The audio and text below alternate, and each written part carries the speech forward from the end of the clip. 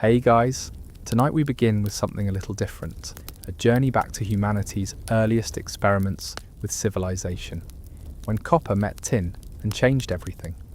We're diving into the Bronze Age, that glittering moment when our ancestors first learned to bend metal to their will and build societies that would make us weep with envy and terror in equal measure. Forget the romanticised versions you've seen in movies. The truth is, you probably wouldn't survive your first sunrise. So before you get comfortable, take a moment to like the video and subscribe, but only if you genuinely enjoy what I do here. And let me know in the comments where you're tuning in from and what time it is for you. It's always fascinating to see who's joining us from around the world. Now, dim the lights, maybe turn on a fan for that soft background hum, and let's ease into tonight's journey together. Picture this. You wake up one morning and find yourself transported back 4,000 years. The good news? You're alive and breathing the same air that once filled the lungs of pharaohs and kings. The bad news, everything else. Your soft modern body suddenly exists in a world where survival isn't a philosophical concept, but a daily brutal reality measured in sunrises and sunsets. The Bronze Age wasn't just a period when people figured out how to make shinier tools. It was humanity's first real attempt at complexity, at building something bigger than tribal camps and seasonal migrations. From roughly 3300 to 1200 BCE, civilizations rose like bronze flames across Mesopotamia, Egypt, the Indus Valley, and beyond. Cities sprouted from river valleys, writing systems scratched their first symbols into clay and stone, trade networks stretched across continents, like ancient highways of ambition and desperation. But here's what they don't tell you in history class. This wasn't some gentle evolution from primitive to civilized. The Bronze Age was violent, unpredictable, and absolutely unforgiving to anyone who couldn't adapt fast enough. You weren't just competing with nature anymore, you were competing with other humans who had discovered that bronze weapons could settle disputes much more efficiently than harsh words. Your first challenge wouldn't be learning to forge metal or navigate ancient politics. It would be something much more basic, staying alive long enough to see your second day. Because in the Bronze Age, death didn't announce itself with dramatic fanfare. It whispered through contaminated water, spoiled grain, infected wounds, and the swift bronze blade of someone who wanted what you had. Let's start with where you'd probably find yourself. Most Bronze Age people weren't living in the grand palaces we see in museums. They weren't scribes in Egyptian temples or Mesopotamian nobles lounging in cedar-scented courtyards. No, chances are you'd wake up in a mud brick house in some nameless settlement, surrounded by the smell of livestock, human sweat, and smoke that never quite cleared from the air. Your home, if you could call it that, would be a single room shared with your family, maybe a few animals, and whatever gods your people happened to worship. The walls were thick mud mixed with straw, baked hard under a sun that showed no mercy. The floor was packed earth, worn smooth by countless feet, and probably damp from the last rain that found its way through the flat roof above. There were no windows, just a doorway covered by a hanging mat or wooden screen. Light came from oil lamps when you could afford the oil, or from the central fire pit that served as your stove, heater, and social centre all at once. The smoke was supposed to escape through a hole in the roof, but most of it just lingered, stinging your eyes and coating everything in a thin layer of soot. Privacy was a luxury that hadn't been invented yet. You shared your space with parents, children, siblings, maybe a grandparent or two if they'd been lucky enough to survive that long. Everyone slept on mats woven from reeds or rough textiles, piled together for warmth and protection. Personal space was whatever you could claim with your elbows. Outside your door stretched a settlement that would make modern urban planners weep. Narrow alleys twisted between houses, with no apparent logic. Waste disposal meant tossing your garbage and human refuse into the nearest convenient spot, usually the street. Animals wandered freely, leaving their own contributions to the aromatic atmosphere. The smell was biblical. Water came from a communal well or nearby river, assuming it hadn't been contaminated by the dozens of other people using it for drinking, washing and waste disposal. You'd carry it back in clay jars, precious liquid that determined whether your family lived or died. And you'd better not spill it, because the next trip to the well might be your last if raiders, disease or simple bad luck decided to visit your settlement. Your neighbours weren't the friendly folks next door who'd lend you a cup of sugar. They were potential allies, rivals, thieves, or informants, depending on the day and their level of desperation. Trust was a luxury most people couldn't afford. Everyone was watching everyone else, looking for signs of weakness, wealth, or opportunity. The Bronze Age was humanity's first experiment with what we'd recognise as civilization, but it was civilization with training wheels made of sharp metal and desperation. Cities were rising, yes, but they were also constantly falling. Trade was flourishing, but so was warfare.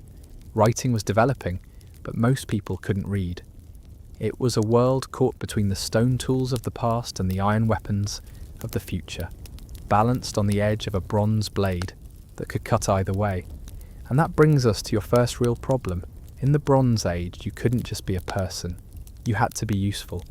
Society was organised around function, around what you could contribute to the collective effort of staying alive, and maybe, if you were very lucky, thriving. There was no social safety net, no unemployment benefits, no retirement plan. You worked or you died. Sometimes you worked and died anyway. If you were born into a farming family, congratulations. Your life was now tied to the rhythm of seasons, the mercy of weather, and the fertility of soil that might or might not cooperate with your plans. You'd wake before dawn to tend crops that demanded constant attention. Wheat, barley, maybe some vegetables if the land was generous. Every plant was precious because famine was always just one bad harvest away. But farming in the Bronze Age wasn't the pastoral dream modern people imagine. You weren't working a neat little plot with modern tools and predictable weather. You were battling floods, droughts, locusts, plant diseases and soil that might turn salty and useless without warning. Your tools were bronze when you could afford them, stone and wood when you couldn't.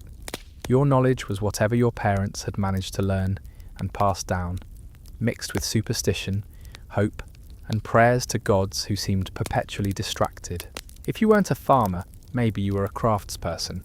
Pottery, weaving, metalworking, carpentry. These were specialised skills that could keep you fed, but they also made you valuable in ways that weren't always comfortable. A skilled metalworker could forge weapons and tools, but they could also be enslaved, kidnapped, or killed by rivals who wanted their secrets. Knowledge was power, but power made you a target. The truly lucky ones might find themselves in service to a temple or palace. Scribes, priests, administrators, guards. These positions offered relative security, but they came with their own dangers. Palace politics were deadly serious in the Bronze Age. The wrong word to the wrong person could mean exile, execution, or worse. And temples, while offering some protection, were also prime targets for raiders and rival cities looking to steal both wealth and divine favour. Women faced their own particular challenges. In most Bronze Age societies, a woman's value was measured by her ability to bear children, manage a household, and contribute to whatever craft or trade her family practiced. Childbirth was a life-threatening event every single time. Medicine was a mixture of practical knowledge and religious ritual, effective sometimes, useless often, and occasionally actively harmful. But don't mistake Bronze Age women for passive victims. Many wielded considerable power behind the scenes. They controlled household economies, influenced religious practices, and in some cultures could own property, run businesses, and even rule kingdoms. Queen Hatshepsut of Egypt and the priestesses of various Mesopotamian temples weren't exceptions. They were part of a complex social system where power flowed through different channels than modern people might expect. Children, meanwhile, were considered small adults as soon as they could walk and follow simple instructions. There was no concept of childhood as a protected time of play and learning. Kids worked alongside their parents, learning skills through necessity rather than formal education. Many didn't survive to see their 5th birthday. Those who did were considered lucky, tough, and ready to take on adult responsibilities. The social hierarchy was rigid, but not always predictable. A slave could potentially earn or buy their freedom and rise in status. A free farmer could lose everything in a bad year and end up in bondage. Merchants could become wealthy enough to challenge nobles, but they could also lose fortunes to pirates, wars, or simple bad luck. Status was fluid in some ways, but the bottom line remained constant. You were only as secure as your next meal, your next harvest, your next successful trade expedition. And speaking of trade, that's where the Bronze Age really showed its complexity. This wasn't a bunch of isolated settlements scratching out subsistence livings. By 2000 BCE, trade networks stretched from Britain to Afghanistan, from Scandinavia to East Africa. Tin from Cornwall mixed with copper from Cyprus to create bronze tools that ended up in Egyptian tombs. Lapis lazuli from Afghanistan decorated Mesopotamian temples. Amber from the Baltic found its way to Mediterranean palaces. But these trade networks weren't just about exotic luxuries, they were lifelines. Bronze itself required this international commerce because tin and copper rarely occurred in the same regions. A civilization that wanted bronze tools and weapons had to trade for at least one of the metals. That meant diplomacy, negotiation, and the constant risk that your metal supply could be cut off by war, piracy, or political upheaval. Merchants were the heroes and villains of this interconnected world. They brought news, goods, and ideas across vast distances, but they also brought diseases, conflicts, and economic disruption. A merchant caravan arriving in your settlement could mean prosperity or plague, depending on what they carried besides trade goods. The routes themselves were dangerous beyond modern comprehension. Overland travel meant weeks or months on foot or with pack animals, crossing deserts, mountains, and territories controlled by people who might be friendly traders one day and deadly raiders the next. Sea travel was faster, but more unpredictable. Bronze Age ships were small, fragile, and entirely dependent on wind and weather. A sudden storm could sink fortunes and lives with equal indifference. Pirates weren't romantic figures in flowing shirts. They were desperate, violent people who survived by taking what others had worked to create. The Sea Peoples, mysterious raiders who terrorized the eastern Mediterranean around 1200 BCE, weren't mythical monsters. They were real people with bronze weapons and an understanding that sometimes taking was easier than making. And then there were the armies. Bronze Age warfare wasn't the noble, honour-bound combat of later Romantic literature. It was brutal, practical, and focused on one simple goal: destroying your enemies before they destroyed you. Weapons were bronze-tipped spears, copper axes, composite bows, and the occasional bronze sword for those who could afford such luxury. But the real weapons were organisation, logistics, and the willingness to do whatever it took to win. Armies moved like locust swarms, consuming everything in their path. They didn't just fight other armies, they burned crops, destroyed irrigation systems, enslaved populations, and left economic devastation that could last for generations. The chariots that dominated Bronze Age battlefields weren't just military vehicles. They were symbols of power, wealth, and technological superiority. A war chariot represented months of skilled labour, expensive materials, and trained horses that cost more than most people earned in years. Only the elite could afford them, and only the elite knew how to use them effectively. Infantry fought on foot with whatever weapons they could afford or scavenge. Most soldiers were farmers pressed into service, craftspeople defending their cities, or professional warriors who'd made violence their trade. Training was minimal, strategy was often improvised, survival was mostly luck. Medical care in the Bronze Age was where hope met horror in equal measure. When you inevitably got sick, and you would get sick. Your options were limited to whatever combination of herbal remedies, religious rituals, and sheer stubborn willpower your community could muster. There were no hospitals, no trained doctors in the modern sense, and definitely no understanding of germs, infections, or basic sanitation. Your local healer might be a priest, a wise woman, an old soldier who'd seen enough wounds to know which ones killed and which ones didn't, or just whoever in your settlement had managed to keep the most people alive the longest. Their medical knowledge was a fascinating mixture of practical experience and complete nonsense, passed down through generations like a deadly game of telephone. A broken bone might be set with wooden splints and wrapped in whatever cloth could be spared. Sometimes this worked. Sometimes you ended up with a limb that healed crooked and caused you pain for the rest of your significantly shortened life. Deep cuts were cleaned with whatever water was available, which might be clean river water or might be the same water everyone used for washing clothes and disposing of waste. Infection was common, amputation was brutal, and survival was essentially random. Herbal medicine was more sophisticated than you might expect, but also wildly inconsistent. Some Bronze Age remedies actually worked. Willow bark contains salicin, a precursor to aspirin. Honey has antibacterial properties. Certain molds could fight infection, though nobody understood why. But for every genuinely helpful treatment, there were dozens of useless or actively harmful ones. Ground up beetle wings for stomach ailments, mercury for skin conditions, prayers and sacrifices for everything else. Surgery existed, but it was the kind of surgery that would give modern doctors nightmares. Trepanation, drilling holes in skulls to release evil spirits or relieve pressure, was surprisingly common and surprisingly survivable. Archaeological evidence shows many people lived for years after having their heads drilled open. Brain surgery, with bronze tools, and no anesthesia, except maybe some fermented grain alcohol. The fact that anyone survived is a testament to human toughness. Dental care was non-existent. Your teeth rotted where they stood.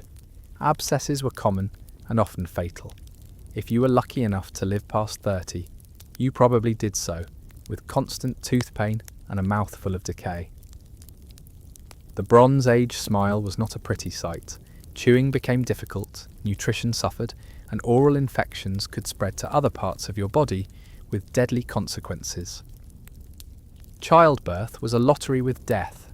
Women died regularly from hemorrhaging, infection, or complications that modern medicine handles routinely.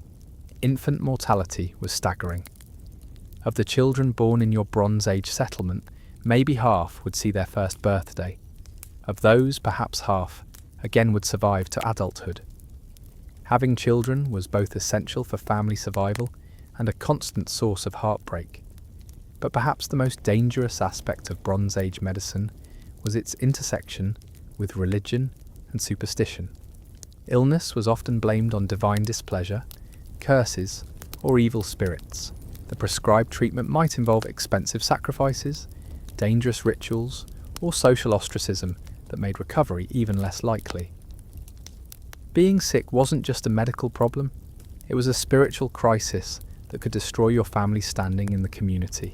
Disease spread through Bronze Age settlements like wildfire through dry grass. Smallpox, plague, typhoid, dysentery, malaria, and dozens of other killers that modern vaccines and antibiotics have made almost forgotten. When epidemic disease hit a community, it could kill half the population in a matter of weeks. Entire cities were abandoned, not because of war or natural disaster, but because everyone was simply dead. The survivors of these plagues weren't necessarily the strongest or smartest, they were just genetically lucky, having immune systems that happened to cope better with whatever pathogen was making the rounds. This random selection process meant that Bronze Age populations were constantly being reshaped by disease, with unpredictable effects on everything from social structure to technological development. Food was another constant medical crisis. Malnutrition was endemic, even in good times. The Bronze Age diet was heavy on grains and light on almost everything else.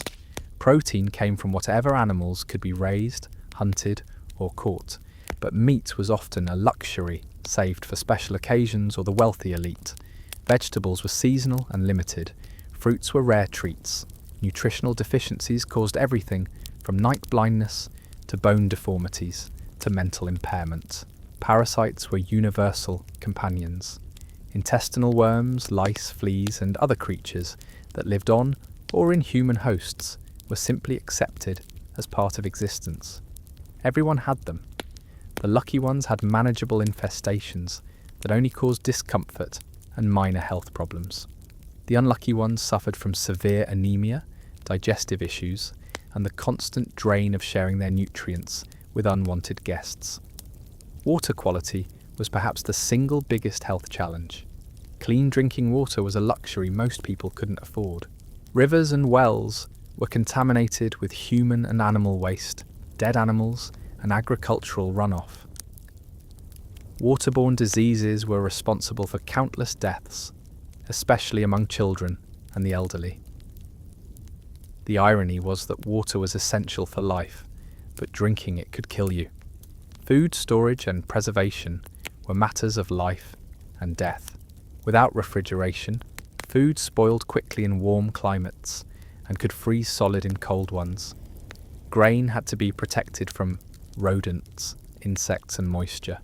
Meat had to be dried, salted, or smoked to last more than a few days. Milk soured rapidly.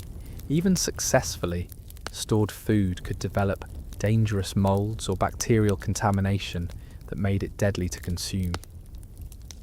The Bronze Age kitchen was a hazardous workplace. Open fires, boiling liquids, sharp tools, and heavy pottery created constant opportunities for burns, cuts, and other injuries. Smoke inhalation from poorly ventilated cooking fires caused respiratory problems. Food poisoning from improperly prepared or stored meals could kill entire families. Even the act of grinding grain could be dangerous, as stone querns sometimes shed grit that wore down teeth and damaged digestive systems. But health wasn't just about individual survival. It was deeply connected to social status and economic power. Healthy people could work harder, fight better, and contribute more to their communities. Sick people became burdens, dependent on others for survival and care. In times of scarcity, difficult decisions had to be made about who deserved limited resources and medical attention. The wealthy elite of Bronze Age societies had access to better food, cleaner water, safer living conditions, and more skilled healers. They could afford imported medicines, expensive treatments, and the luxury of rest and recovery. But even wealth couldn't protect against epidemic diseases, and many wealthy Bronze Age burials show evidence of the same health problems that plagued the poor. Social medicine existed in the form of community care and mutual support. Families and neighbours looked after sick members when possible. Religious institutions sometimes provided healing services and sanctuary for the ill. But this social safety net was fragile and often inadequate when faced with serious medical crises. The psychological toll of Bronze Age medical realities was enormous. Living with constant fear of disease, injury, and death created a mindset focused on immediate survival rather than long-term planning. People developed fatalistic attitudes toward health and mortality. Religious beliefs often centered around appeasing gods who controlled life and death, reflecting the helplessness most people felt in the face of medical disasters. Mental health was not a recognized concept, but mental illness certainly existed. Depression, anxiety, PTSD from warfare or trauma, and various neurological conditions affected Bronze Age populations just as they do modern ones. The difference was that these conditions were interpreted through religious or supernatural frameworks rather than medical ones. Treatment might involve exorcism, sacrifice, or social isolation rather than therapeutic intervention. Pain management was primitive and largely ineffective. Chronic pain from injuries, arthritis, dental problems, and other conditions was simply endured. Some plant-based painkillers existed, but they were often weak, unreliable, or dangerous in their own right. Most people lived with levels of daily pain that would be considered intolerable by modern standards.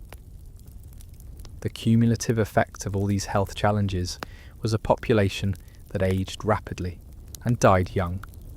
A Bronze Age person who reached 40 was considered elderly. Their bodies showed the wear and tear of hard physical labour, poor nutrition, repeated injuries, and constant exposure to disease. Life expectancy varied by region and social class but rarely exceeded 35 years. Yet somehow, despite all these medical horrors, Bronze Age civilizations thrived and grew. People adapted to their harsh realities with remarkable resilience. They developed coping strategies, support systems, and cultural practices that helped them survive in a world that seemed determined to kill them. Their achievements in art, architecture, technology, and social organization were accomplished by populations that were constantly battling for their very survival. This medical landscape shaped every aspect of Bronze Age life. Military campaigns were planned around disease seasons, trade routes were chosen, partly based on the health risks they presented. Social hierarchies reflected who could afford better medical care. Religious practices focused heavily on health, healing, and protection from illness. Understanding Bronze Age medicine helps explain why these civilizations were so focused on acquiring and maintaining power. When death lurked around every corner, controlling resources meant controlling survival. When medical knowledge was limited and unreliable, supernatural explanations filled the gap. When individual health was so precarious, social bonds became matters of life and death. Your Bronze Age body would be a constant source of worry, pain, and vulnerability. Every morning would bring new aches, new concerns, new reminders of your mortality. Every illness would be a potential death sentence. Every injury would be a test of your body's ability to heal without proper medical intervention. And through it all, you'd have to continue working, fighting, and contributing to your community's survival, because stopping meant dying, and dying meant your family might follow you into the grave. The Bronze Age wasn't just about learning to work with metal, it was about learning to live with death as a daily companion, and somehow finding ways to build civilization despite the constant threat of medical disaster. Now that we've covered the medical nightmares awaiting you, let's talk about something even more fundamental to your Bronze Age survival. Food. Not the abundant, varied, safe cuisine you're used to, but the grim, dangerous, and often disgusting reality of Bronze Age nutrition. If the diseases didn't kill you, your dinner just might. First, let's shatter any romantic notions about ancient diets being somehow healthier or more natural. Your Bronze Age meal plan would make a medieval peasant's gruel look like a 5-star feast.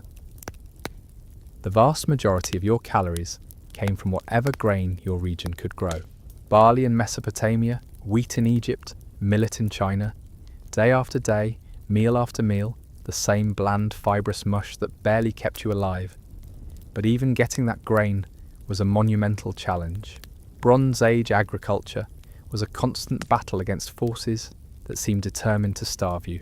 Floods could wash away entire seasons of work in a single night. Droughts could turn fertile fields into cracked moonscapes. Locusts could devour crops so thoroughly that nothing remained but stubble and despair. Your farming tools were bronze when you could afford them, which wasn't often.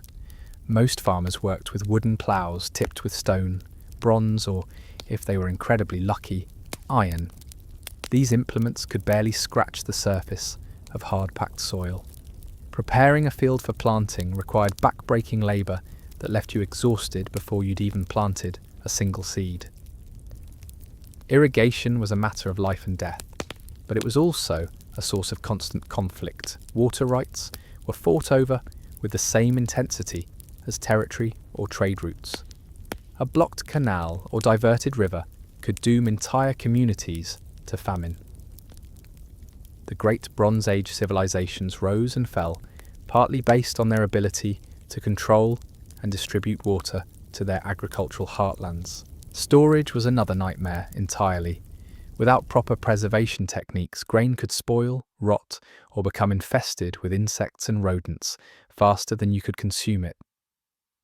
Granaries were built with thick walls and careful ventilation, but they were still vulnerable to moisture, pests, and thieves. A compromised grain store meant starvation for everyone who depended on it. Meat was a luxury that most Bronze Age people rarely enjoyed. Cattle, sheep, and goats were far too valuable to slaughter regularly. They provided milk, wool, and labour when alive. Killing them for meat was usually reserved for religious festivals, important guests, or times of extreme desperation. Most protein came from whatever small animals could be caught, trapped, or raised without competing with humans for resources. Hunting supplemented the diet when possible, but Bronze Age wildlife was already under pressure from expanding human settlements. The great aurochs, wild ancestors of domestic cattle, were becoming rare. Deer, wild boar, and other game animals were increasingly confined to remote areas that required dangerous expeditions to reach. A hunting trip could provide valuable protein, but it could also result in injury, death, or simply wasted time and energy with nothing to show for it. Fishing was more reliable in coastal or river communities, but it came with its own risks. Bronze Age boats were small, fragile craft that could be swamped by sudden storms or rough seas. Nets were expensive to make and easily damaged. Fish had to be consumed quickly or preserved with salt, which was itself a precious commodity that had to be traded for or laboriously extracted from seawater. The Bronze Age spice rack consisted of whatever grew locally and could be safely consumed.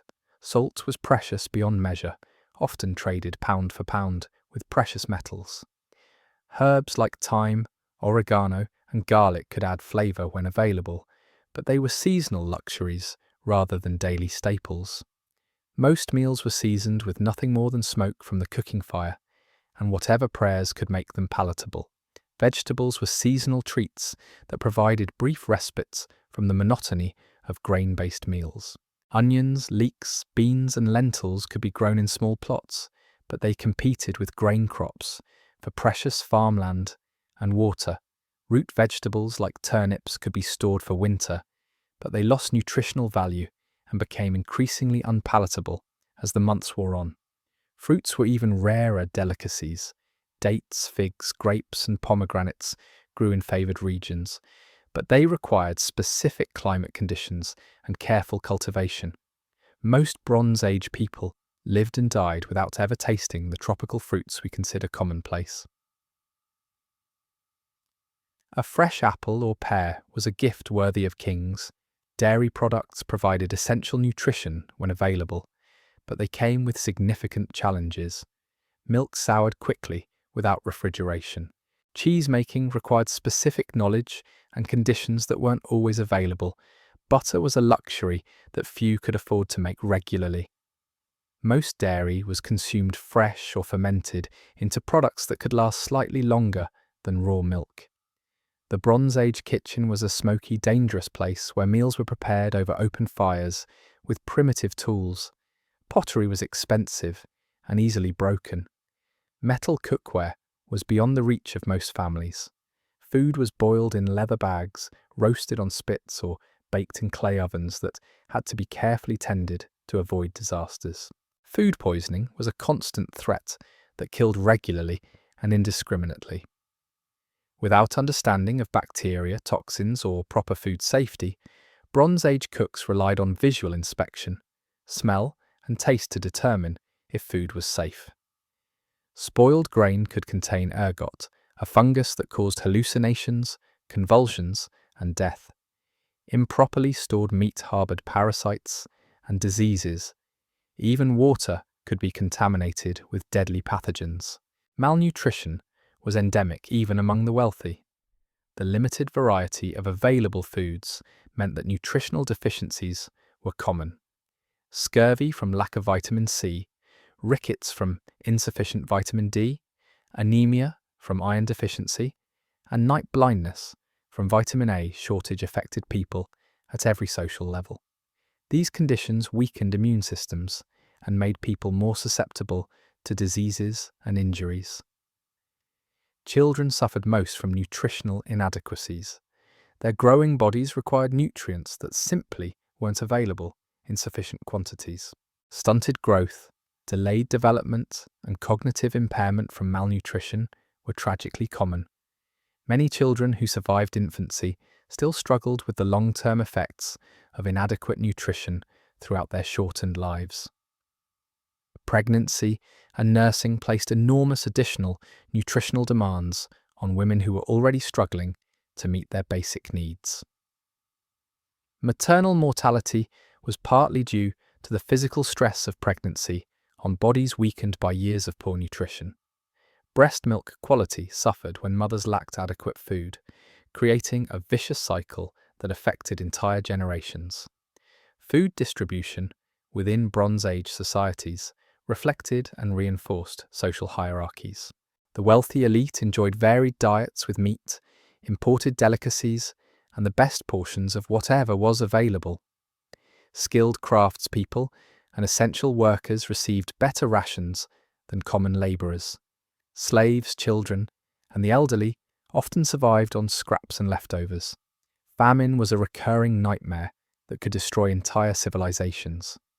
When crops failed, stored food ran out, and trade networks collapsed, people faced impossible choices. Archaeological evidence shows periods when Bronze Age communities resorted to eating leather, tree bark, and anything else that might provide calories. Cannibalism, though rarely discussed, occurred during the worst famines. The psychological impact of constant food insecurity shaped Bronze Age cultures in profound ways. Religious practices often centered around ensuring good harvests and protecting food supplies. Festivals celebrated successful harvests with rare abundance. Laws and social customs developed around food sharing, storage, and distribution during times of scarcity. Warfare was often motivated by competition for agricultural resources. Fertile land, water rights, and stored grain were prizes worth fighting and dying for. Armies moved seasonally to avoid disrupting their own harvests while attempting to destroy enemy food supplies. Siege warfare focused on starving defenders into submission rather than directly assaulting fortifications. Trade networks developed partly to address regional food shortages and surpluses. Grain could be exchanged for metals, textiles, or other goods, with communities that had different agricultural strengths, but these networks were vulnerable to disruption by war, piracy, or political upheaval, leaving communities dependent on trade particularly vulnerable to famine. Food preservation techniques were closely guarded secrets that could mean the difference between survival and starvation. Drying, smoking, salting, and fermentation required specific knowledge and materials that weren't universally available. Communities that mastered these techniques had significant advantages over those that relied solely on fresh consumption. The seasonal cycle dominated Bronze Age life in ways that modern people can barely comprehend. Spring planting, summer cultivation, autumn harvest, and winter survival created a rhythm that governed every aspect of society. Planning, resource allocation, and social activities all revolved around the agricultural calendar. Your Bronze Age diet would have been monotonous, nutritionally inadequate, and frequently dangerous. You'd spend most of your waking hours either producing, preparing, or worrying about food. Hunger would be your constant companion, occasionally satisfied, but never truly banished. The gnawing ache in your stomach would remind you daily that you were just one failed harvest away from starvation. But food wasn't just about survival. It was deeply embedded in Bronze Age social, religious, and political life. Sharing food created bonds and obligations. Controlling food distribution was a source of power. Religious rituals often involved food offerings to ensure divine favor for future harvests. The wealthy demonstrated their status through elaborate feasts with rare delicacies and imported luxuries. These events weren't just social gatherings, but political theatre designed to display power and create alliances. The ability to waste food on hospitality was a sign of wealth and security that impressed allies and intimidated enemies. Even cooking techniques reflected social status. The poor ate their grain as simple porridge or flatbread. The wealthy could afford ovens, spices, and the time required for more complex preparation. Elaborate bronze cookware, decorated serving vessels, and specialized utensils were symbols of prosperity and sophistication. Your Bronze Age relationship with food would be fundamentally different from anything in your modern experience. Every meal would be precious, hard-won, and potentially your last. You'd develop an intimate knowledge of seasonal cycles, weather patterns, and agricultural techniques, because your life would depend on understanding when and how food could be produced. The constant threat of hunger would shape your personality, priorities, and worldview. You'd hoard resources when possible, share reluctantly, and view abundance with suspicion because you'd know it couldn't last. The feast or famine cycle of Bronze Age life would make you cautious, practical, and intensely focused on immediate survival rather than long-term planning. And through all of this, you'd have to maintain the energy and health necessary for the back-breaking physical labour that Bronze Age life demanded. Malnourished, constantly hungry, and eating food that was often barely digestible, you'd somehow have to find the strength to farm, craft, fight, and build the civilizations that we still marvel at today. The Bronze Age diet wasn't just inadequate nutrition, it was a daily reminder of humanity's precarious position in a world that seemed designed to starve them. Every grain of wheat, every scrap of meat, every drop of milk was a small victory against the forces of famine that constantly threatened to overwhelm their fragile civilizations. But surviving hunger was only half the battle. Let's talk about what happened when you needed to relieve yourself in the Bronze Age.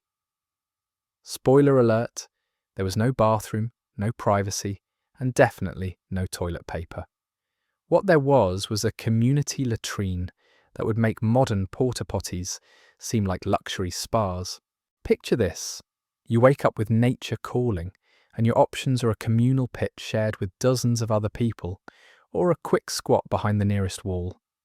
The communal latrine was literally a hole in the ground, often just a trench dug at the edge of the settlement.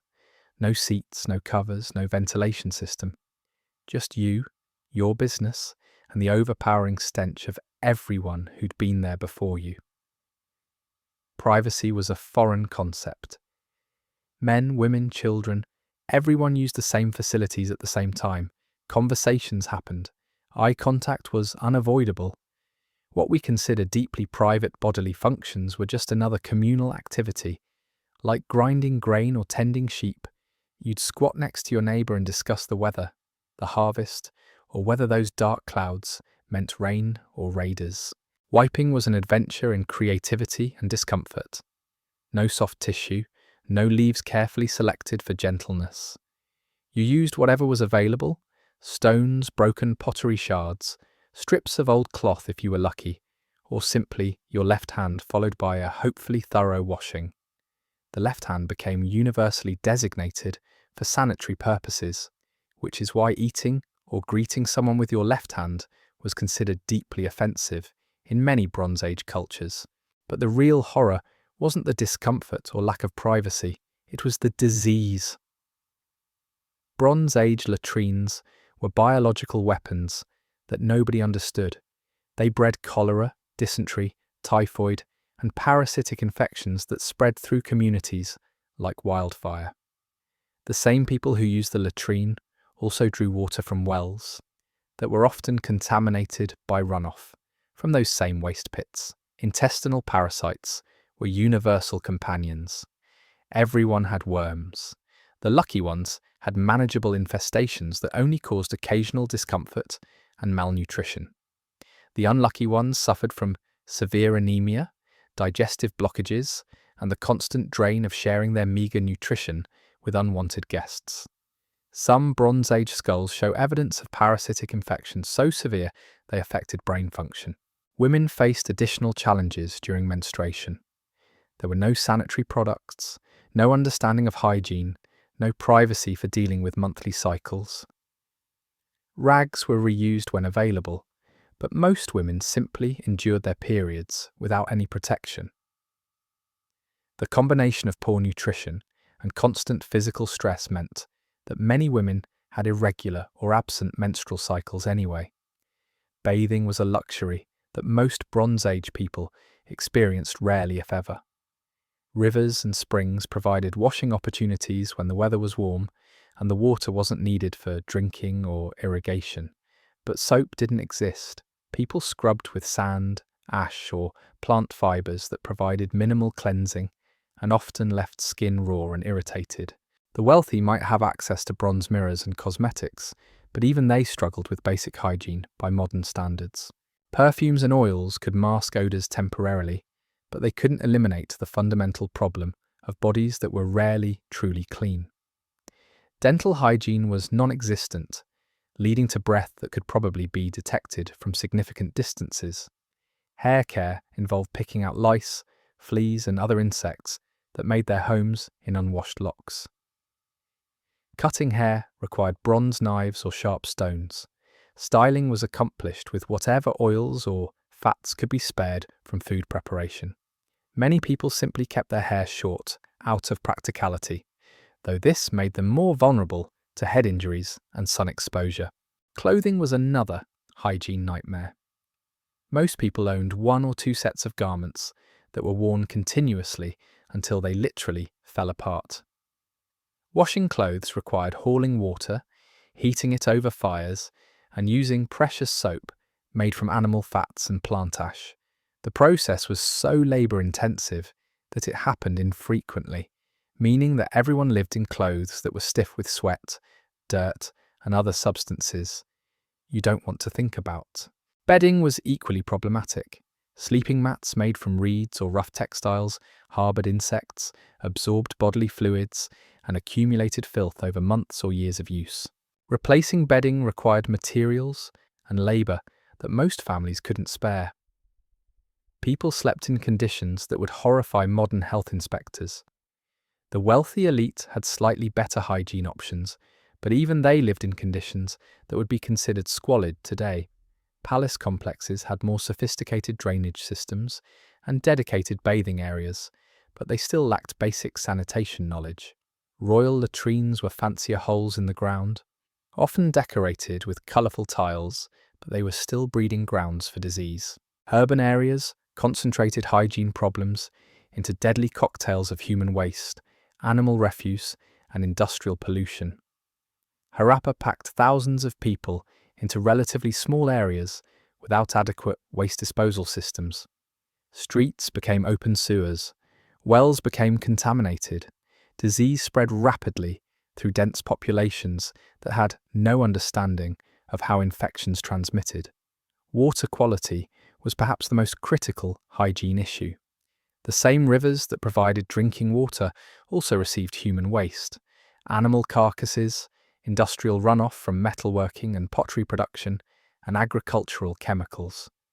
People drank, cooked, and bathed in water that was often more dangerous than beneficial. Children suffered most from poor sanitation.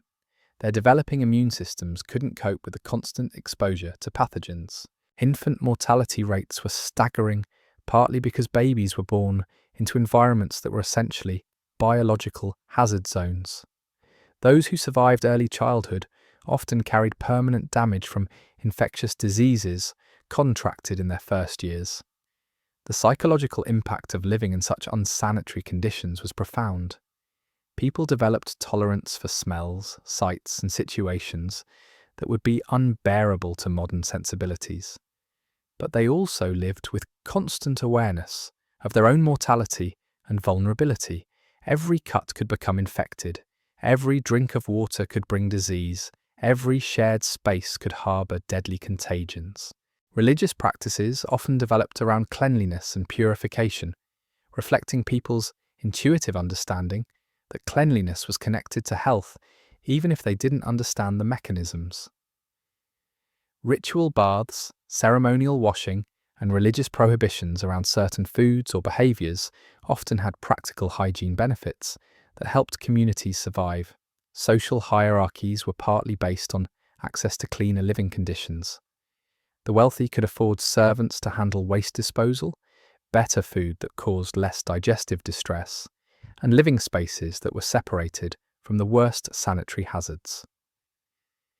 These advantages translated into better health, longer life expectancy, and greater reproductive success. Seasonal variations affected hygiene challenges significantly. Summer heat made waste decompose faster and smells more intense, but it also dried out latrines and reduced some waterborne diseases. Winter brought different problems as people crowded together in enclosed spaces with minimal ventilation. Spring floods could wash away waste, but also contaminated water supplies with runoff from human settlements. Trade networks sometimes spread diseases along with goods. Merchants, soldiers, and travellers carried pathogens between communities that had no natural immunity to foreign diseases. The same routes that brought precious metals and exotic goods also brought plagues that could devastate entire regions. Warfare created additional sanitation nightmares. Armies on the march left trails of human waste and contamination. Sieges concentrated large numbers of people in small areas without adequate facilities. Battlefield casualties created immediate sanitation hazards as bodies decomposed in the open. Military camps became breeding grounds for diseases that killed more soldiers than combat. Your Bronze Age body would be a constant source of discomfort, embarrassment, and health risks. You'd itch constantly from insect bites and skin conditions. You'd smell strongly of sweat, smoke, and waste. Your clothes would be stiff with accumulated grime. Your hair would harbour unwanted residents. Your teeth would ache, and your breath would be offensive, even by Bronze Age standards. But perhaps most challenging would be the social dynamics of living in such intimate, unsanitary proximity to other people. Privacy was impossible. Personal space was minimal. Everyone knew everyone else's bodily functions, health problems, and hygiene habits. Social bonds had to be strong enough to overcome the natural disgust and discomfort of such close living conditions. Women managed households that included waste disposal, water management, and what passed for healthcare in Bronze Age communities. They were responsible for maintaining whatever cleanliness standards their families could achieve, while also managing all the other survival challenges of daily life. Their knowledge of herbal remedies, basic sanitation, and childcare was essential for community survival. Men working in crafts like metalworking or pottery faced additional hygiene hazards from the materials and processes they used. Copper smelting produced toxic fumes. Clay work required constant contact with potentially contaminated water. Leather working involved animal carcasses and harsh chemicals. These occupational hazards added to the general sanitation challenges everyone faced. The Bronze Age relationship with the human body was fundamentally different from modern attitudes. Bodies were tools for survival rather than objects of aesthetic or health concern. Cleanliness was a practical issue rather than a moral or social one. People accepted levels of discomfort and unsanitary conditions that would be psychologically devastating to modern individuals.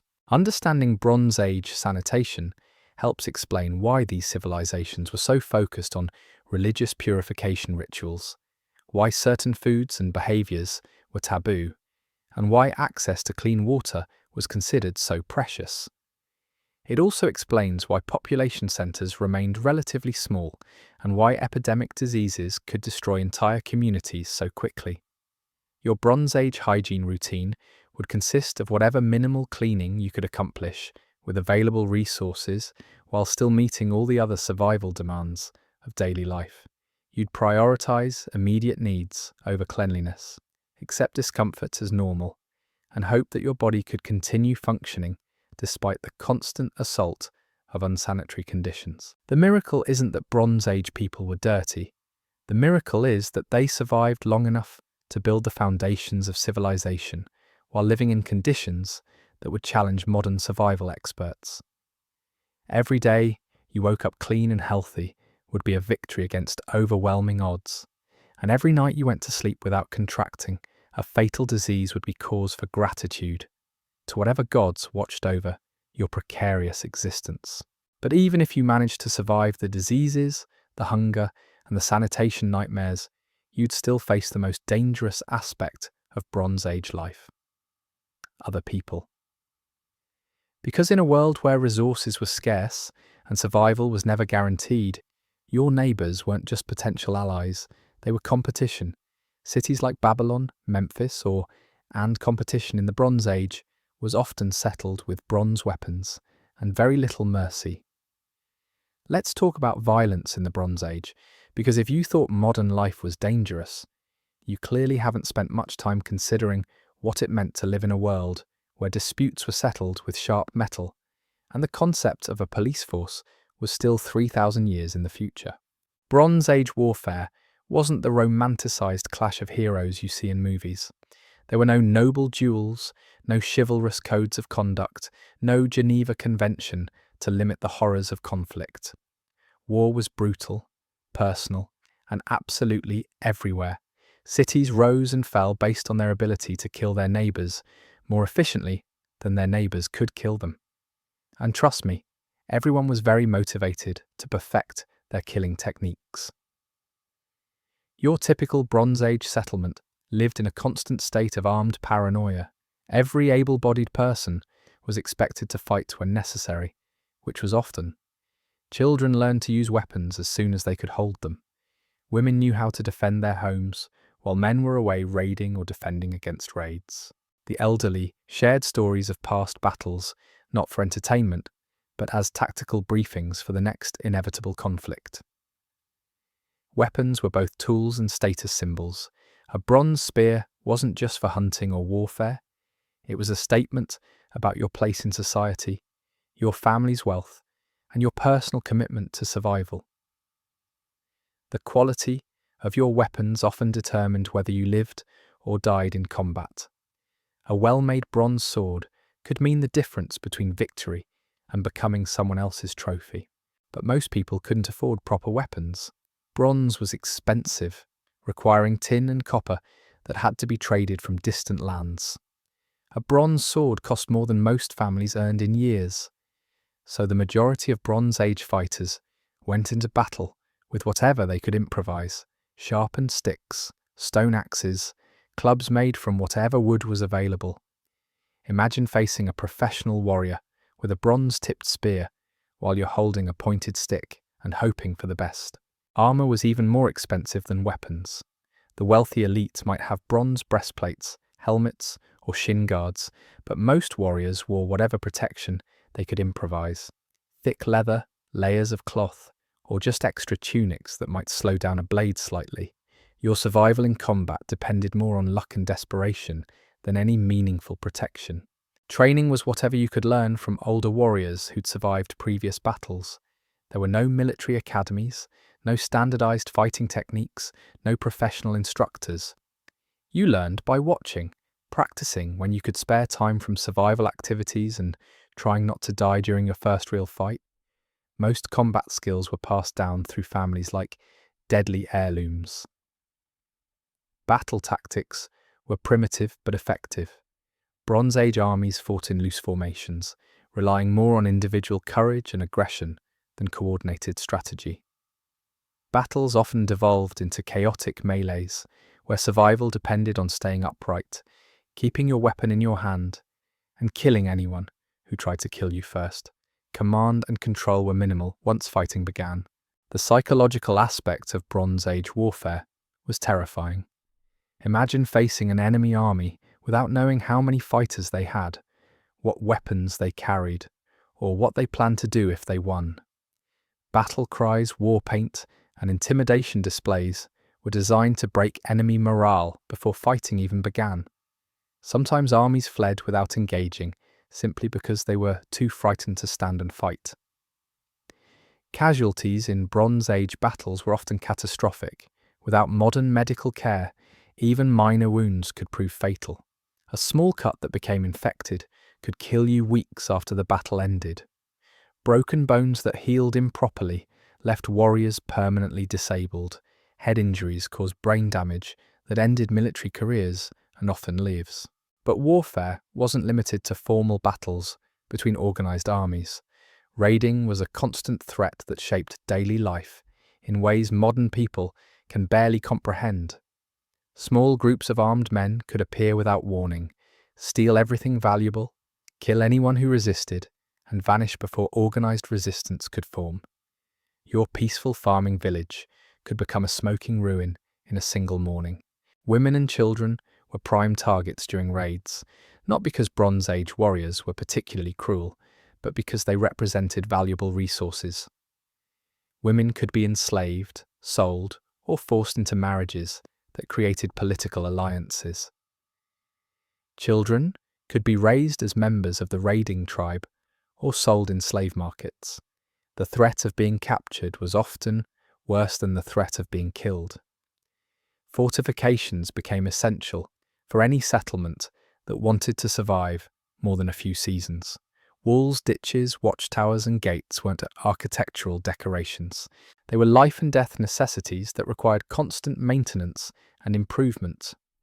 Building fortifications consumed enormous amounts of labour and resources that could have been used for farming or crafts, but the alternative was extinction. Siege warfare was a specialised form of horror that could last for months or years. Attacking armies would surround a fortified settlement and wait for the defenders to run out of food, water, or hope. Meanwhile, defenders would rain arrows, stones, and boiling liquids down on attackers who tried to scale walls or break down gates. Both sides suffered terribly during extended sieges. The economic impact of constant warfare was devastating. Raids destroyed crops, killed livestock, and burned stored supplies. Military campaigns diverted workers from productive activities to fighting and dying. Trade networks were disrupted by bandits, pirates, and hostile armies. Entire regions could be impoverished by wars that lasted for generations. Naval warfare added another dimension of terror for coastal communities. Bronze Age ships were small, fragile vessels that could be overwhelmed by storms or enemy raiders. Pirates operated with impunity in many areas, capturing ships, enslaving crews, and disrupting maritime trade. Coastal settlements had to maintain constant vigilance against seaborne attacks. Professional warriors emerged as a distinct social class in many Bronze Age societies. These men made violence their full-time occupation, serving kings, wealthy merchants, or anyone else who could afford their services. They were respected and feared in equal measure, possessing skills that could protect communities or destroy them depending on who was paying their wages. Military technology advanced rapidly as different cultures encountered each other in battle. Bronze weapons became more sophisticated, with improved designs for swords, spears, and arrowheads. Chariots revolutionized battlefield mobility for those who could afford them. Composite bows increased the range and power of archery. Each innovation forced enemies to develop countermeasures or face annihilation. The religious aspects of Bronze Age warfare were deeply embedded in daily life.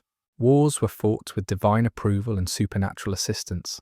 Weapons were blessed by priests. Battle outcomes were interpreted as signs of divine favor or displeasure.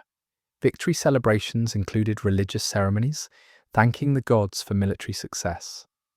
Slavery was one of the primary motivations for warfare. Captured enemies became valuable property that could be worked to death, traded for other goods, or used as sacrifices in religious ceremonies.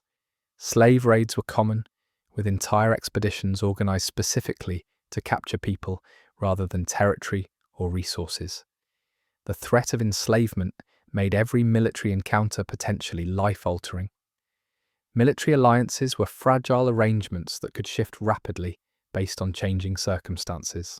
Yesterday's ally could become tomorrow's enemy if political or economic conditions changed.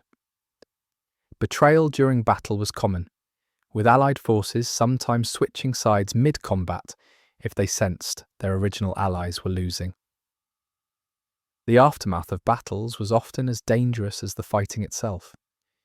Wounded warriors needed care that wasn't available. Dead bodies had to be disposed of before they caused disease outbreaks. Looting and revenge killings continued long after organized fighting ended. Communities that survived battles often faced years of recovery from the destruction. Your Bronze Age military career, assuming you survived long enough to have one, would be brief, violent, and traumatic. You'd witness horrors that would haunt you for whatever remained of your life. You'd kill people or be killed by them, often for reasons that had nothing to do with personal animosity and everything to do with resource competition or political maneuvering by leaders you'd never meet. Combat stress wasn't recognized as a medical condition, but Bronze Age warriors certainly suffered from what we'd now call PTSD. Veterans often became withdrawn, violent, or unable to function in peaceful society. Some turned to alcohol or other substances to cope with traumatic memories. Others channeled their experiences into religious practices or storytelling traditions. The social status of warriors was complicated.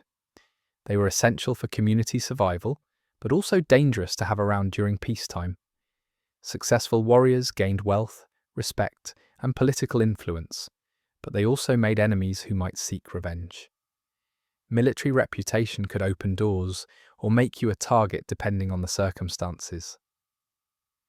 Training the next generation of fighters was a community responsibility that consumed significant resources. Young men had to be taught not just fighting techniques, but also the psychological preparation necessary for killing and dying. This education began in childhood and continued throughout adolescence, shaping personalities and worldviews in profound ways. Bronze Age conflicts weren't limited to human enemies. Wild animals, particularly large predators, posed constant threats to settlements and individuals. Hunting dangerous animals required military-style organization and weapons. The skills needed for warfare and hunting overlapped significantly, with many warriors also serving as community hunters and animal control specialists. The concept of civilian non-combatants barely existed in Bronze Age warfare. Everyone was a potential target, participant, or resource to be captured. Children learned early that survival might depend on their ability to fight, hide, or run. Elderly people who couldn't contribute to defense efforts were often abandoned during military crises. Seasonal warfare patterns developed based on agricultural cycles and weather conditions. Spring and summer campaigns were most common when travel was easier and food was more available. Winter fighting was rare, but especially deadly due to harsh conditions. Timing military operations required balancing multiple factors, including enemy vulnerabilities and domestic needs. Your Bronze Age world would be shaped by violence in ways that modern people struggle to understand. Every decision would be influenced by security considerations. Where you lived, how you worked, who you married, what you owned, all would be determined partly by military factors. Peace wasn't the natural state of human relations. It was a temporary pause between conflicts. The legacy of Bronze Age warfare extends far beyond ancient history.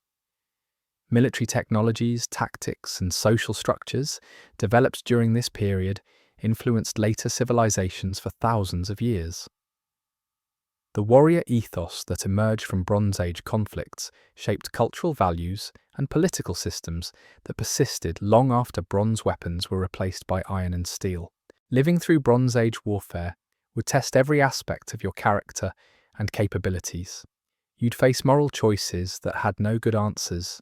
You'd witness humanity at its worst and occasionally at its best. You'd learn that survival often required becoming someone you never wanted to be, and that civilization was a thin veneer covering depths of violence that could erupt without warning. The Bronze Age taught humanity that organized violence could be a tool for building and destroying civilizations. Cities that mastered warfare grew wealthy and powerful. Those that didn't were swept away by neighbors who understood that in a world of scarce resources, the strong took what they needed and the weak provided it willingly or otherwise. But even if you somehow managed to survive the violence, there was one more challenge waiting that might be the most difficult of all. Because Bronze Age society wasn't just about staying alive, it was about finding your place in complex social hierarchies that determined everything from what you ate to whether you lived or died. And climbing those hierarchies, or even maintaining your position within them, required skills that would make modern politicians look like amateur social climbers. Bronze Age social structure wasn't the egalitarian tribal society that some people imagine. By the time civilizations were building cities and working bronze, they had developed sophisticated class systems that would make medieval feudalism look simple by comparison. Your social status determined not just your wealth and power, but your very identity as a human being. At the top of the pyramid sat the god kings, pharaohs, and divine rulers, who claimed direct communication with the gods and absolute authority over their subjects. These weren't just political leaders. They were living gods whose word was literally law and whose displeasure could mean death for entire families. Approaching them required elaborate rituals, proper ceremonial dress, and the constant risk that you might accidentally commit some breach of protocol that would end your life. Just below the god kings were the noble families, military commanders, and high priests who actually ran the day-to-day operations of Bronze Age civilizations. These people lived in luxury that would impress modern billionaires, but their positions were constantly threatened by rivals, political changes, and the whims of their divine rulers. Palace intrigue was a deadly serious game where losing meant not just political exile, but often execution for you and your entire family. Skilled craftsmen, merchants, and specialists occupied a middle tier that provided them with relative security and prosperity, but also made them valuable targets for exploitation.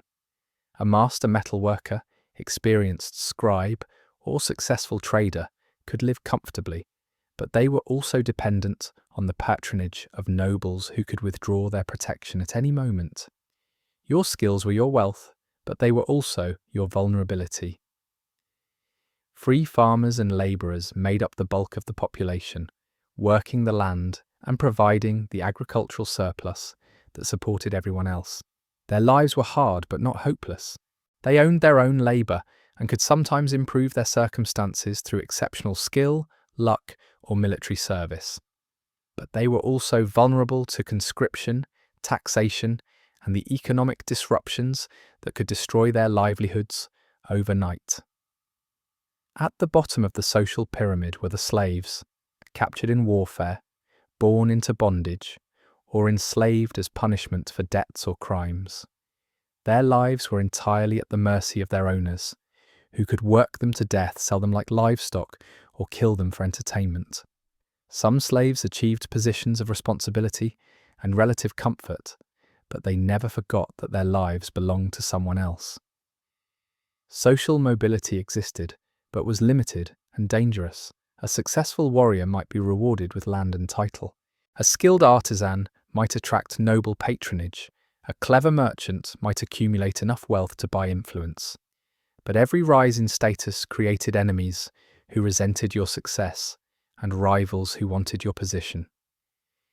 Climbing the social ladder often meant stepping on the fingers of people who would happily pull you down. Marriage was a political and economic transaction that had little to do with personal choice or romantic love. Families negotiated alliances through marriage contracts that involved property transfers, military obligations, and complex inheritance rights. Your spouse was chosen based on their family's status, wealth, and political connections. Personal compatibility was a luxury that few could afford to consider. Women's status varied significantly between cultures and social classes, but they were generally treated as valuable property rather than independent individuals. Noble women could wield considerable political influence behind the scenes, but their power depended on their relationships with men. Common women worked alongside their husbands in family enterprises, but had little legal protection against abuse or abandonment.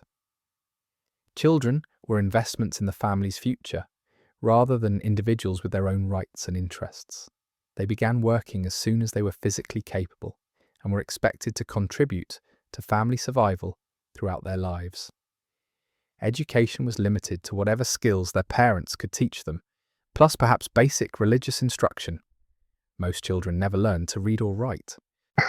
Religious authority was deeply intertwined with political power, creating priest-kings and divine bureaucracies that controlled both spiritual and temporal affairs. Priests weren't just spiritual advisors, they were judges, administrators, educators, and often military commanders. Crossing them could result in excommunication, which in Bronze Age societies was often equivalent to a death sentence. Legal systems were primitive, but harsh, focusing more on maintaining social order than ensuring justice. Laws were designed to protect property rights and social hierarchies rather than individual rights. Punishments were severe and often brutal, including mutilation, enslavement, and execution for crimes that modern societies would handle with fines or brief imprisonment. Economic relationships were based on reciprocal obligations rather than market transactions. You owed labor, military service, or tribute to your social superiors in exchange for protection and access to resources. These obligations were hereditary and binding, creating networks of dependency that were almost impossible to escape. Your daily behavior, clothing, diets, and living arrangements were all determined by your social status. Wearing the wrong fabrics or eating the wrong foods could be seen as challenging the social order and result in severe punishment. Even your posture and manner of speaking had to conform to expectations for your social class. Political participation was limited to the elite classes who had the education, wealth, and connections necessary to influence government decisions. Common people were expected to obey orders, pay taxes, and provide military service when required. Their opinions on governance were neither sought nor welcomed by those in power. Trade and commerce were controlled by established merchant families and guild systems that restricted competition and maintained price controls. Starting a new business or entering an established trade required permissions, fees, and often bribes that put entrepreneurship beyond the reach of most people. Military service was both an obligation and an opportunity for social advancement. Successful warriors could earn rewards, recognition, and possibly promotion to higher social ranks. But military campaigns were dangerous, and even surviving veterans often returned home disabled or traumatized, unable to resume their previous lives. Artistic and intellectual pursuits were generally limited to the wealthy elite who could afford the time and resources necessary for education and creative expression. Poetry, music, and visual arts served primarily to glorify rulers and religious authorities rather than expressing individual creativity or social criticism. Your social network determined your access to information, opportunities, and protection. Knowing the right people could mean the difference between prosperity and poverty, between life and death during political upheavals. But social relationships required constant maintenance through gifts, favors, and demonstrations of loyalty that consumed significant time and resources. Bronze Age societies developed elaborate ceremonial protocols that reinforced social hierarchies through public displays of deference and authority. Religious festivals, royal audiences, and seasonal celebrations all served to remind everyone of their place in the social order and the consequences of challenging established power structures. The concept of individual rights, as we understand them, simply didn't exist. Your value as a person was determined by your usefulness to family, community, and state. Personal desires, ambitions, and preferences were subordinated to social obligations and collective survival needs. Self-expression was a dangerous luxury that could be interpreted as rebellion against proper authority. Your Bronze Age social position would define every aspect of your existence from birth to death. You'd learn early to read social cues, demonstrate appropriate deference to superiors, and maintain your position through careful adherence to established customs and expectations. Stepping out of line could result in social ostracism, economic ruin, or physical punishment. The stress of maintaining proper social behaviour while also surviving all the other challenges of Bronze Age life would be enormous. You'd constantly worry about accidentally offending someone important, failing to meet your obligations, or appearing to challenge authority. Social anxiety would be a constant companion because the consequences of social mistakes could be fatal. Understanding Bronze Age social structures helps explain why these civilizations were so hierarchical, why individual achievement was often subordinated to family and community interests, and why social stability was valued more highly than personal freedom or social justice. The harsh realities of survival created societies that prioritized order, obedience, and collective action over individual expression and social mobility. Your Bronze Age social experience would be fundamentally different from anything in modern democratic societies. You'd live within rigid boundaries determined by birth, with limited opportunities for change and constant pressure to conform to expectations that you had no role in creating. Freedom, as we understand it, would be an alien concept that could only lead to destruction of the social bonds that made survival possible. The Bronze Age social system worked because it had to work. Societies that failed to maintain order and hierarchy were destroyed by internal conflicts or external enemies. Those that survived developed increasingly sophisticated methods of social control that ensured stability even at the cost of individual liberty and social justice. Your place in that system would be both your protection and your prison, defining your possibilities while limiting your choices in ways that would shape every moment of your brief, difficult life. But perhaps the most exhausting aspect of Bronze Age life wasn't the disease, the hunger, or even the violence. It was the sheer, grinding labour that consumed every waking moment of your existence. You've heard the phrase, dawn to dusk, but in the Bronze Age it wasn't just a saying. It was a survival requirement that would break your modern body within days. Let's start with the obvious. There were no machines, no engines, no electricity, no mechanical advantage beyond the simple lever and inclined plane. Everything that needed moving was moved by human muscle or animal power. Everything that needed building was built by hand. Everything that needed making was crafted with tools that were themselves made by hand. The entire civilization rested on the backs and shoulders of people whose bodies were their only real technology. Your typical Bronze Age farmer didn't wake up and check the weather app before deciding whether to work the fields. You woke up and worked regardless of weather because crops didn't care about your comfort level. Rain meant struggling through mud that could suck the shoes right off your feet.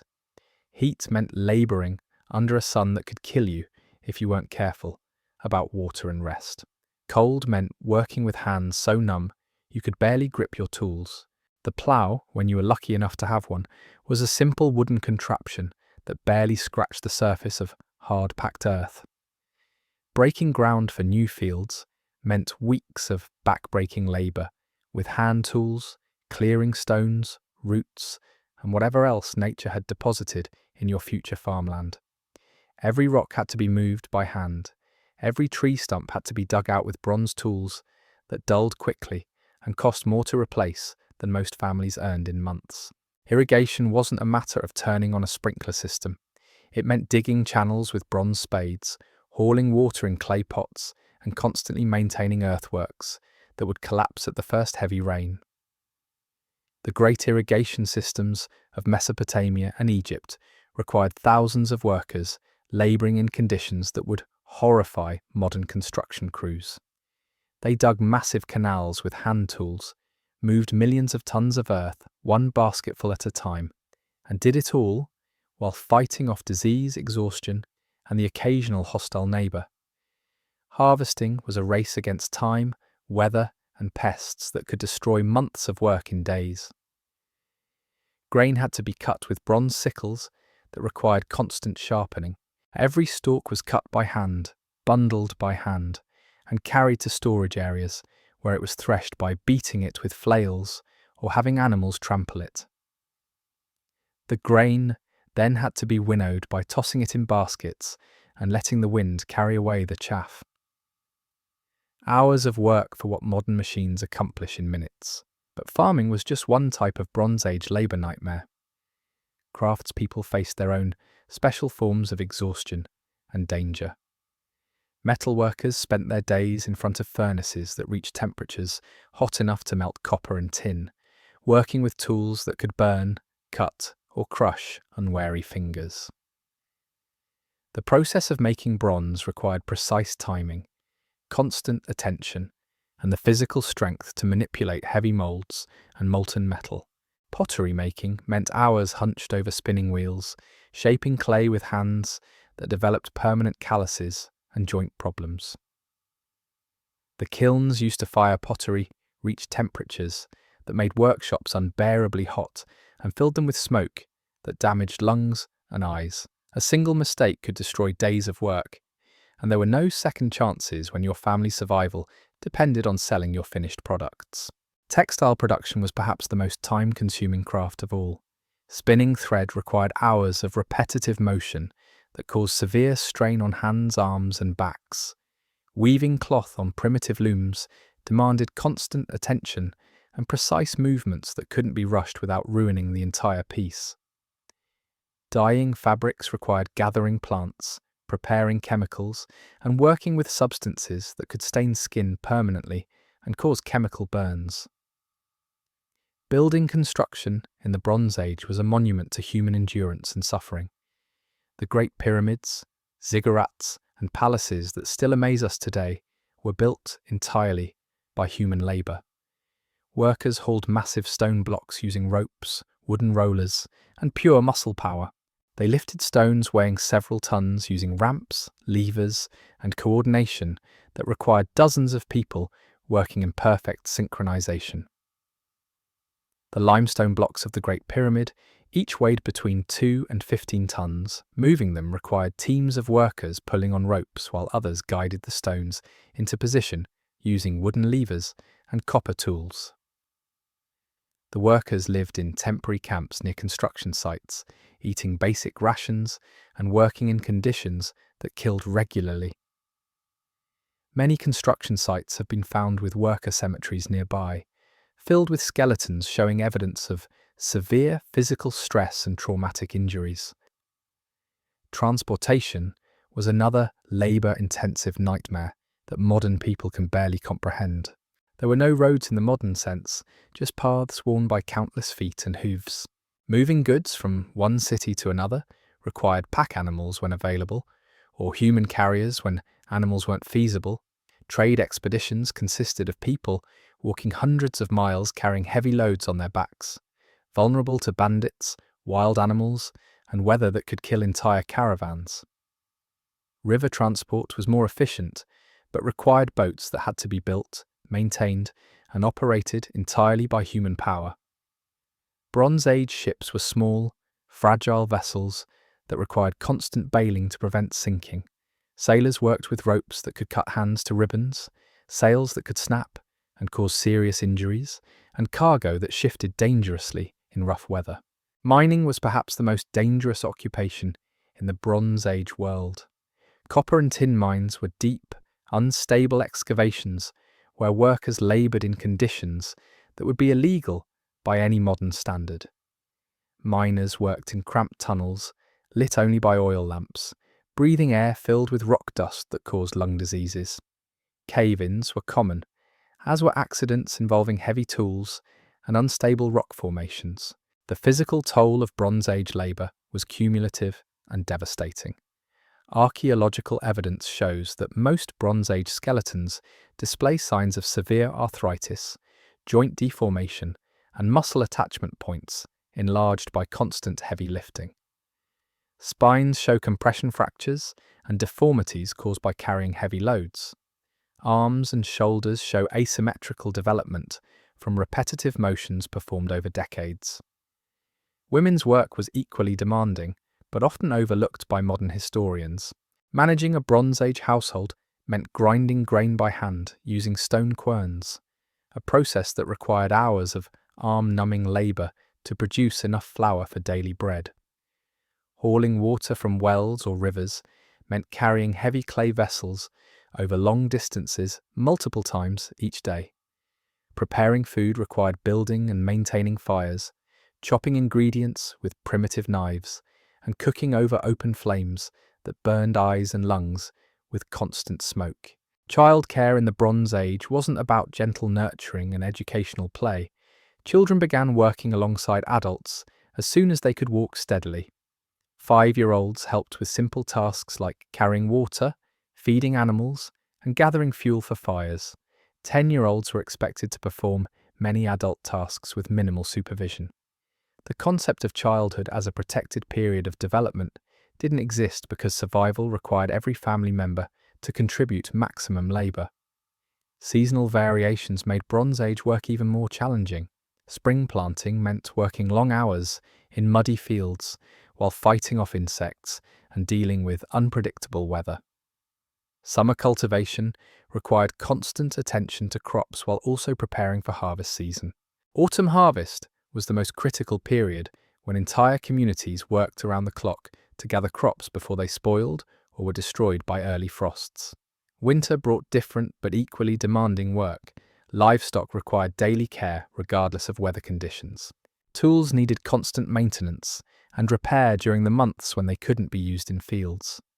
Food preparation and storage consumed enormous amounts of time as families worked to preserve enough provisions to survive until the next harvest. The psychological stress of Bronze Age labour was as devastating as the physical demands. Workers lived with constant awareness that their efforts might not be sufficient to prevent starvation, that accidents could cripple or kill them at any moment, and that forces beyond their control could destroy months or years of work in hours. Every day brought the possibility that injury, illness, or exhaustion would make them unable to continue working and therefore unable to survive. There were no weekends, no vacation days, no sick leave, no retirement plans. You worked until you physically couldn't work anymore, and then you became dependent on family members who might not have resources to support you. The elderly, who couldn't contribute to family labour, were often seen as burdens rather than respected elders, creating additional psychological pressure to continue working despite physical limitations. Bronze Age workers developed an intimate relationship with pain that modern people cannot comprehend. Chronic joint pain, muscle strain, and repetitive stress injuries were accepted as normal parts of adult life. People worked through injuries that would disable modern individuals because stopping meant starvation for themselves and their families. The social dynamics of Bronze Age labour created additional stress and competition. Skilled workers guarded their knowledge jealously because it represented their only security in an uncertain world. Teaching others your craft meant creating competition that could reduce your own earning potential. Labour disputes were settled by violence or by whoever had more political influence, not by negotiation or legal processes. Quality control was a matter of life and death rather than customer satisfaction. A poorly made bronze weapon could fail in combat and get its user killed.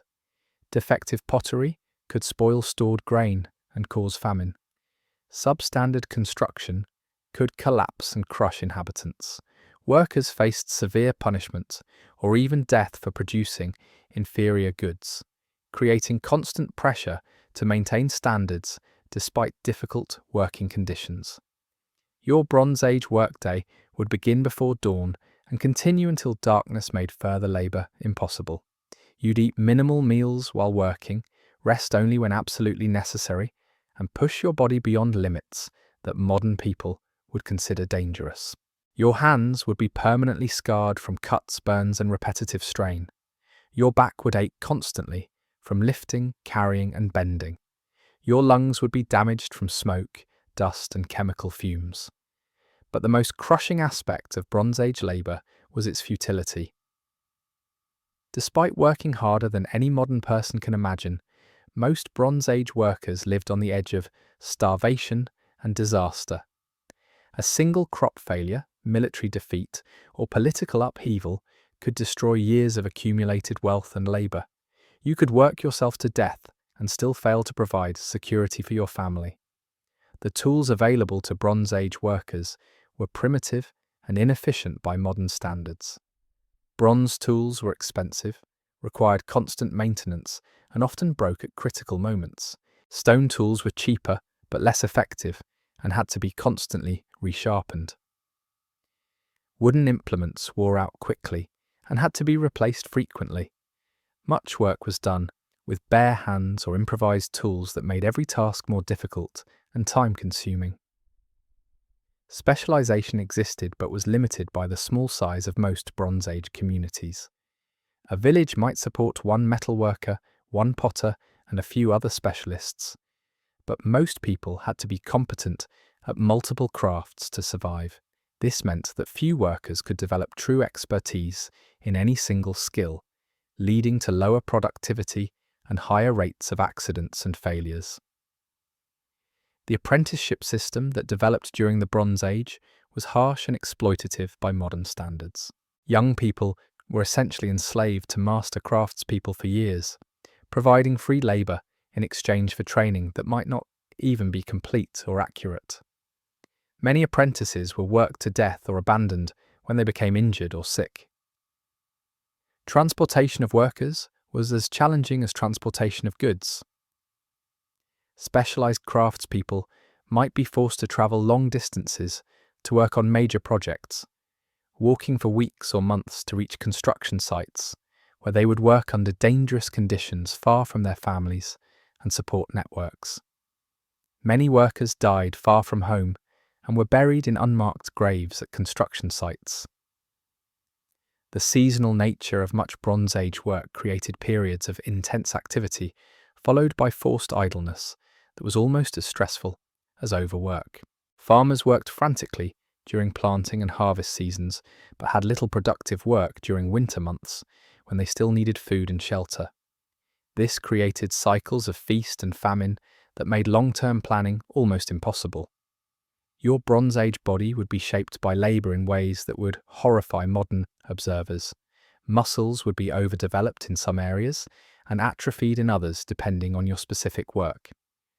Joints would be enlarged and deformed from repetitive stress. Scars would cover your hands and arms from countless cuts and burns. Your posture would be permanently affected by the demands of your occupation.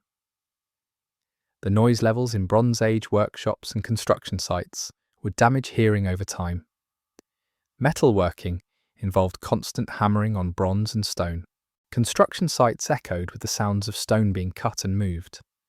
Textile production required wooden looms that creaked and banged continuously. These sounds, combined with poor nutrition and medical care, would leave most Bronze Age workers partially deaf by middle age. Working conditions varied dramatically based on social status and geographic location. Elite craftspeople, working for palaces or temples, might have access to better tools, materials, and working conditions, but they also faced higher expectations and more severe punishment for failures. Common labourers worked in the worst conditions, but had fewer responsibilities and less pressure to maintain quality standards. The integration of religious observances with work schedules created additional complications for Bronze Age labourers. Religious festivals and ceremonies required time away from productive work, but failing to participate could result in social ostracism, or worse. Workers had to balance the demands of survival with the requirements of maintaining proper relationships with gods and community. Understanding the brutal reality of Bronze Age labour helps explain why these civilizations were so hierarchical and why technological innovation was so slow.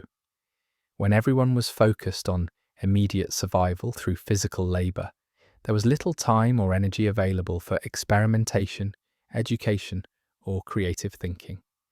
Progress happened despite the working conditions, not because of them. Your Bronze Age work experience would be defined by exhaustion, pain, and the constant fear that your efforts might not be sufficient to keep you and your family alive. Every day would be a test of physical endurance and mental toughness that would challenge every aspect of your character and capabilities. The miracle isn't that Bronze Age people accomplished so much through pure human labour. The miracle is that they survived the work long enough to build the foundations of civilization. And if surviving all that labour wasn't exhausting enough, you'd still have to deal with the Bronze Age legal system, which made medieval justice look progressive by comparison. Because when disputes arose, and they arose constantly over everything from water rights to stolen goats, you couldn't just call a lawyer or file a complaint with some neutral authority. Justice in the Bronze Age was personal, brutal, and often decided by whoever had the sharpest bronze blade or the most influential friends. Let's start with the basics. There were no police forces, no professional judges trained in legal principles, no standardized laws that applied equally to everyone. What passed for justice was usually administered by local strongmen, tribal elders, or whoever happened to be in charge when trouble broke out. And their qualifications for determining guilt or innocence? Well, they were still breathing, and nobody had successfully challenged their authority recently. Most legal disputes were handled through systems that would make modern civil rights advocates faint with horror. Trial by ordeal was popular, where the accused would be subjected to painful or dangerous tests designed to let the gods determine their guilt. Stick your hand in boiling water, and if it healed cleanly, you were innocent. If it festered and became infected, clearly you were guilty, and deserved whatever punishment followed. The fact that everyone's wounds became infected in the Bronze Age didn't seem to affect the logic of this system. Trial by combat was another favourite method of determining justice. The theory was that the gods would ensure victory for whoever was telling the truth. In practice, it meant that whoever was bigger, stronger, better armed, or more experienced at killing people would win regardless of the actual facts of the case. Justice literally went to the strongest, which created some interesting incentives for Bronze Age fitness programs. The concept of proportional punishment was flexible, meaning it could be stretched, bent, and twisted depending on who you were and who you'd wronged. Steal a sheep from a wealthy merchant and you might lose a hand.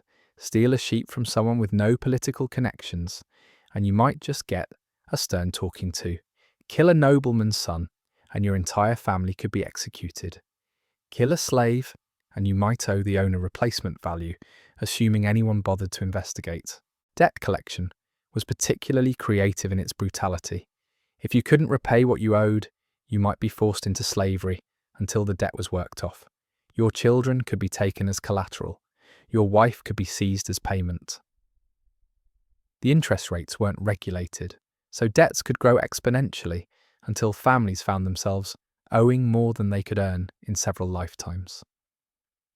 Bankruptcy protection didn't exist, so financial mistakes could destroy generations. Women faced additional legal disadvantages that made their already difficult lives even more precarious. In most Bronze Age societies, women couldn't own property, represent themselves in legal proceedings, or testify against men in court. If your husband died, his male relatives could claim everything you'd thought belonged to your family. If you were accused of adultery, the punishment was often death, while men faced much lighter consequences for similar behaviour. Property rights were determined by whoever could defend their claims, through force, political influence, or religious authority. Land boundaries were often disputed, especially after floods, wars, or other disasters that destroyed traditional markers. Surveying was primitive, record-keeping was minimal, and maps were virtually non-existent. This meant that property disputes could drag on for generations, with each side producing witnesses who swore they remembered different versions of the truth. Criminal punishments were designed to be public spectacles that would deter other potential wrongdoers while satisfying the community's desire for vengeance. Executions were elaborate affairs that drew crowds like modern sporting events. Torture was considered a legitimate tool for extracting confessions and information. Mutilation was used to mark criminals permanently, ensuring they could never escape the consequences of their actions. The death penalty was applied liberally for crimes that modern societies would handle with fines or brief imprisonment. Theft, adultery, blasphemy, tax evasion, and dozens of other offences could result in execution depending on the circumstances and the mood of whoever was dispensing justice. Methods of execution varied by culture, but were universally designed to be painful, public, and memorable. Slavery wasn't just an economic institution, but a legal punishment that could be applied to entire families for the crimes of one member. Children could be born into slavery because of their parents' legal status. War captives automatically became slaves, regardless of their previous social status. Even free citizens could be enslaved as punishment for debt, crime, or simply being in the wrong place when someone with authority needed labourers. Legal representation consisted of whatever family members, friends, or hired advocates you could gather to speak on your behalf. These weren't trained lawyers with knowledge of legal precedents and procedures. They were just people willing to argue your case, often in exchange for payment or future favours. The quality of your representation depended entirely on your social connections and ability to compensate your advocates. Evidence was evaluated using criteria that would horrify modern forensic scientists. Physical evidence was often ignored in favour of witness testimony that could be bought, coerced, or simply invented. Confessions extracted through torture were considered more reliable than circumstantial evidence. Religious omens and supernatural signs were accepted as legitimate proof of guilt or innocence. Appeals processes didn't exist in any meaningful sense. Once judgment was rendered, it was usually carried out immediately to prevent escape or intervention by the convicted person's allies. If you were found guilty, your best hope was that the punishment would be swift rather than prolonged. Second chances were rare luxuries that few legal systems could afford to provide. Civil disputes over contracts, inheritance, and property damage were handled through negotiation systems that favoured whoever had more economic leverage or political influence. Written contracts were rare and often ambiguous. Verbal agreements depended on witnesses who might have their own reasons for remembering events differently. Enforcement of judgments relied on social pressure and the threat of violence rather than institutional authority. Religious law was intertwined with civil and criminal justice in ways that made secular legal analysis impossible. Priests often served as judges, interpreting divine will through various methods of divination. Religious crimes like blasphemy or failure to observe proper rituals were punished as severely as theft or murder. Sanctuary and temples provided temporary protection for some accused criminals, but it was subject to political negotiations between religious and secular authorities. International law between Bronze Age kingdoms was essentially formalized warfare with diplomatic terminology. Treaties were negotiated through exchanges of hostages, marriages between ruling families, and demonstrations of military strength. Violations were handled through economic sanctions, proxy conflicts, or full-scale invasions depending on the relative power of the parties involved. Your legal status in Bronze Age society was determined by birth, occupation, and political connections rather than any concept of universal human rights. Nobles enjoyed legal privileges that put them above many laws that applied to common citizens. Slaves had virtually no legal protections and could be killed, sold, or abused with minimal consequences for their owners. Even among free citizens, your legal standing varied dramatically based on wealth, family connections, and social reputation. Legal proceedings were often conducted in languages that defendants couldn't understand, using procedures that weren't explained to the accused. Court sessions might be held in temples, royal palaces, or simply wherever the local authority figure happened to be available. There were no stenographers recording testimony, no standardized forms for filing complaints, and no systematic methods for ensuring that similar cases received similar treatment. Punishment was often collective, meaning that entire families or communities could be held responsible for individual crimes. If someone in your household committed theft, everyone living under your roof might face punishment. If your son killed someone in another village, your entire family could be subject to retaliation. This system of collective responsibility created strong incentives for families to police their own members, but it also meant that innocent people regularly suffered for crimes they didn't commit. Legal education was passed down through oral tradition, with each generation of leaders learning procedures and precedents through apprenticeship and observation rather than formal study. This meant that legal knowledge was inconsistent, often incomplete, and subject to modification based on the personal preferences and limited understanding of whoever happened to be in authority. The speed of legal proceedings varied dramatically depending on the nature of the case and the social status of the parties involved. Simple theft cases might be decided and punished within hours of the accusation. Complex property disputes could drag on for years while evidence was gathered, witnesses were located, and political alliances shifted. Appeals to higher authorities might take months or years to reach resolution, assuming they were entertained at all. Your Bronze Age encounter with the legal system would be terrifying, unpredictable, and probably fatal if you were on the wrong side of a serious accusation. You'd have no constitutional rights to protect you, no professional advocates to represent your interests, and no appeals court to correct obvious mistakes. Justice would be whatever the local authorities decided it was, influenced by factors that had nothing to do with truth, fairness, or proportionality. The social pressure to avoid legal entanglements was enormous because the consequences were so severe and unpredictable.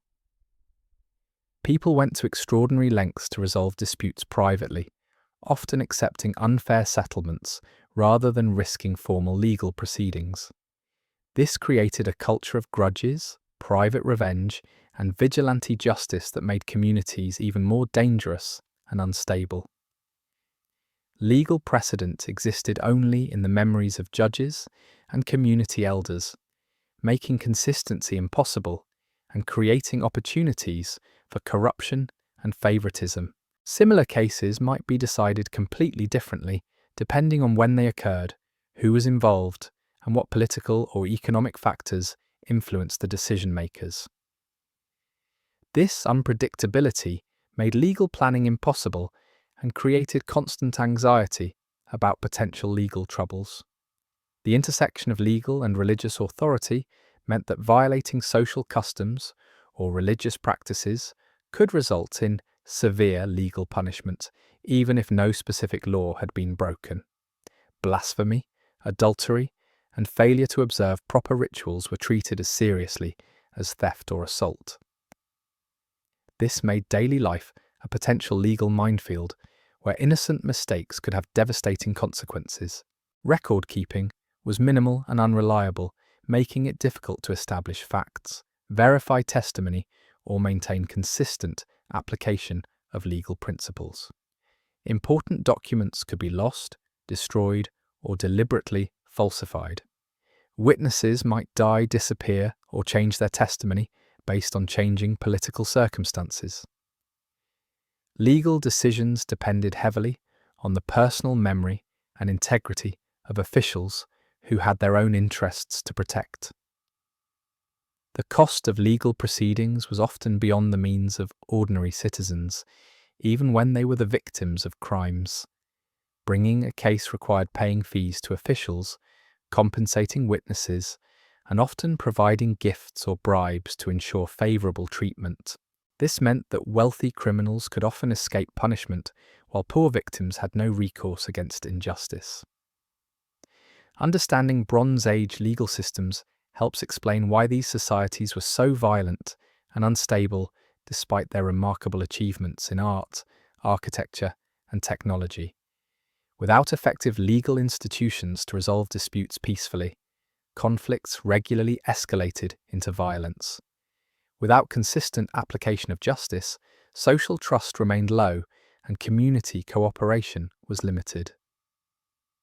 The absence of legal protections for individual rights made everyone vulnerable to exploitation by those with greater power or influence. Your Bronze Age legal experience would be shaped by fear, uncertainty, and the knowledge that justice was a luxury that few could afford, and even fewer could expect to receive.